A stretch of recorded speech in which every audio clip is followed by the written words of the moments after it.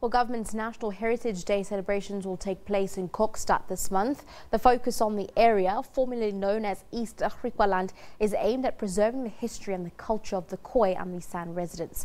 SABC's Mlungisi Khumalo filed the report.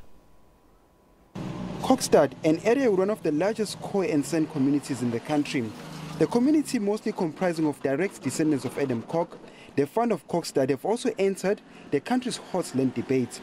Kok trekked from the Northern Cape to settle in East Griqualand in 1863. The community's wants government to scrap the policy preventing land claims before the Natives Land Act of 1913 was passed, and also allow claims as far back as the 1800s. They accuse governments of deliberately preventing them from reclaiming land.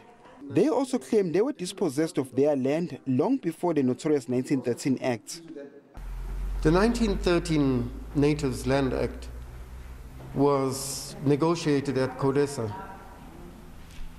I personally do not see the purpose or the reason why it was included in negotiations at Kokstad, that it even ended up in our constitution, where that we believe is the main barrier against the Khoi and San reclaiming their land.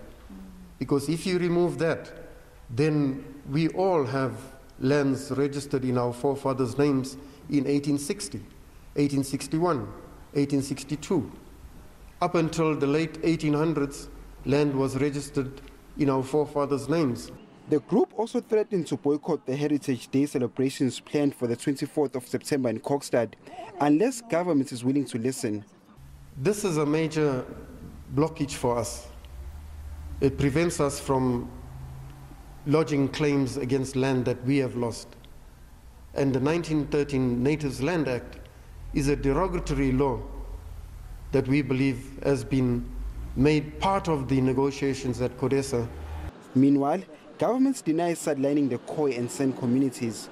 It is emotional, but I don't think it would be correct to say they are sidelined by the current government, because remember, it is the current government that has introduced a constitution that says restore their dignity, and it is the same current government that is starting a process of amending the constitution for expropriation of land without compensation.